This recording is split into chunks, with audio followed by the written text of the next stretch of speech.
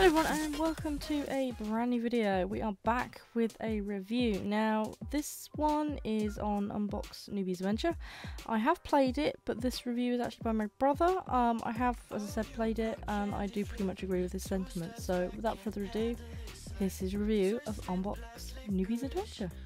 Unbox Newbies Adventure is a new indie game by Prospect Games and is a 3D collectathon platformer full of mid to late 90s nostalgia.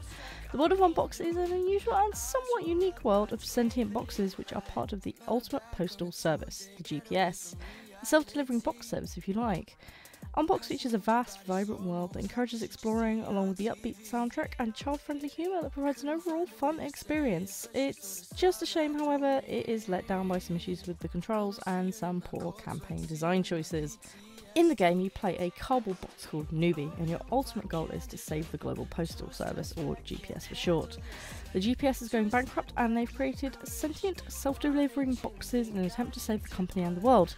I can only assume the motive is to cut down on running costs, or give them a unique selling point for the service, thus saving the company. I know this all sounds totally mad, but just go along with the story, ignore the huge range of unanswered questions, it will help. Otherwise, like me, you may get annoyed very quickly. Questions like, who created these boxes? Is this just a world full of sentient boxes, or do other forms of life exist? Boxes delve into other boxes? Don't expect answers. You simply will not get them in this game. Just rolling with it and putting it down to good old video game logic works best in this case. Anyway, back to the plot. There's an evil box gang, the Wild Card Gang, run by Boss Wild. Boss Wild and his gang are trying to destroy the world and stop the GPS from avoiding bankruptcy. Even though it has such a simple core premise and child-friendly story, key plot points are just not present to make it coherent, and the bizarre world with unanswered questions exacerbates the annoyance this brings. The campaign overall is okay. Developers know the world they've created is all a bit crazy, and throughout the game they display awareness of how ludicrous the concept is and just utilise it to its fullest extent. There are plenty of characters with good sense of humour, which gave me a good chuckle, but after a while telling the boxes apart starts to become difficult as the crossovers in colours and items picked to accessorise them increases, and it dilutes the individuality of the characters. This makes them less distinguishable as you progress through the game. Some more effort into the variety of the NPC character design would have easily rectified this minor issue. I feel this would have easily been rectified if a little more attention and time had been spent by the developers to find new ways to differentiate between the boxes and show their personalities. However, it is odd that they have this issue given the level of character design the players offered at the start of the game.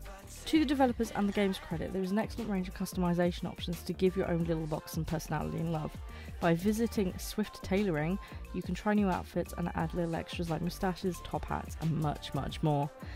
This is a fun little touch and a feature I can see the target audience loving, given how well this has been implemented and the wide range of creative options available. As I said before, this puzzles me as to why there is so much crossover in the appearance of NPCs when there's so much on offer for the player character. The campaign consists of exploring large open worlds consisting of mountains, beaches, snowy villages, and a shanty town as well as more. Finding boxes in the world helps the player complete quests that reward you with stamps. Collect enough stamps and the player can proceed to the boss of each island and attempt to defeat them, which is mandatory before the player can move on to the next island. There are also boxes to save which have been captured by wildcard goons. It reminds me of Gobbos locked in cages from Croc, Legend of the Gobbos, 1997 by Argonaut Software. Alternatively, you can go on a hunt to collect the many collectibles scattered around the islands. Which brings me to the collectathon aspect of the game. Inspired very much by 90s game design from things like Banjo-Kazooie by Rare in 1998, this is an aspect I can see players either loving or hating with little middle ground. I generally embrace collectathons, but this may be more down to the fact I grew up through the boom of this aspect being prevalent in games, and may have somewhat developed a level of enjoyment and nostalgia for this when it's appropriately used. In the context of Unbox, however, this approach has not been used appropriately, and it's resulted in a crude attempt to pad the playtime under the guise of emulating 90s games, when this aspect really is not applicable or necessary in this case. A great example of this is when the game says there are 100 golden tapes to find on just one island. This is a tad excessive, do not think. Can't say I find it worth the effort for a single achievement and then repeating the same level of effort each time for the following islands to get a few more. The big problem with the campaign design is how consistent and repetitive it all feels after the first island, even though the world it inhabits does look gorgeous. Part of this is exacerbated by the side missions, which are either racing around a circuit against a rather unforgiving timer, delivering a package against an even more unforgiving timer limit, or finding wildcard goons. In addition to this, the repetitiveness is emphasised further by the systematic way in which the content from one area reappears with little to no change and not bringing any value to the experience, and reduces the variation and identity of the islands. Again, I know I had a great love for this in the 90s when I was just a small child, but even so, I don't think the nostalgia of the format of the game alone will stop anyone from feeling the repetition in this game rapidly.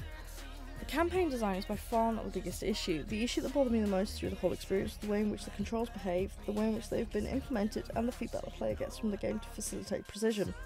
Jumping is floaty and took ages to get used to. The degree of floatiness combined with the lack of feedback often leads to unpredictability, which results in mistakes beyond the player's control unfairly.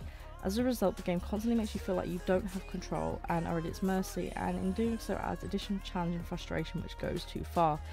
I lost count the number of times I could not judge a jump and missed it completely, or overpowered a jump due to the lack of control feedback and extreme floatiness of the controls. I'm usually glad when I see a level of reasonable challenge within a game, especially one that rewards the mastery of the controls, but I think this game pushed beyond a fair balance, especially given this game is targeted towards children. However, Unbox does have a unique gameplay feature called Unboxing that kept things interesting. With the press of a button, your character unfolds into a different sized box, a process which you can repeat a couple of times to influence the movement mechanics and aid exploration. The Unbox feature essentially acts as a method by which players can access and use a triple jump function, and is a fun little feature I enjoyed and thought spiced up traversing the environment with the various ways in which I could use it. Unbox offers some old school split screen action in the form of local multiplayer. This local multiplayer features modes such as collecting the most tapes in a given time or shooting fireworks at each other to score points. It is fun for a few matches, but ultimately will not keep your attention for too long, as it gets yet again repetitive like so much else in this game. The majority of the content in this multiplayer segment of the game is the same as the single player missions, but played competitively against your friends. It's a nice feature to have, but does not bring anything new to the table, and I suspect will not extend play time for most players by much. I think this game would have been far better off with a Gang Beasts or Worm style local multiplayer that focuses on arenas with fun mechanics rather than rehashes of missions from single player. Combat in Unbox involves jumping and power slamming your enemies, and on occasion you are given a projectile weapon in the shape of a firework, which spices things up a little. Unfortunately, I would say the controls do hamper the experience when it comes to combat, and it can become rapidly infuriating. I can see it becoming too infuriating for kids, especially with unforgiving timers on certain mission types that are just excessive with the pressure they put on the player, that even for an experienced gamer, they would struggle with. Just a single mistake in one of these quests and you may as well reset the entire mission. Some of them are literally that close to the wire. Overall, Unbox is a wonderful, vibrant, fun world with a great soundtrack to boot. It is, however, marred by dodgy controls and some boring game design and a multiplayer mode which does not offer anything new to supplement the single player. I can see this game keeping children distracted for a while if you're looking for something to keep them busy, and it certainly does have some charm that even adults will enjoy. However, the repetitiveness of missions and the islands, along with issues relating to controls, prevent me from being able to recommend Unbox Newbie's Adventure. If you have some spare time and nothing excellent to play, it's definitely worth a try. You may enjoy it for its charm and humour alone, but to make the most of it, you will need to be able to see past a few crucial flaws which prevent it from being a truly good game. Ultimately, it falls short on emulating the strengths of the games from the 90s it aspires to be like. Thanks everyone for checking out this video. As I've said before, this review was by my brother, aka Sarcastic Bulldog. His channel will be in the description of this video. I have played this game and I do agree with his sentiments. It is a good game. There is some issues with it though that could do with some serious correcting.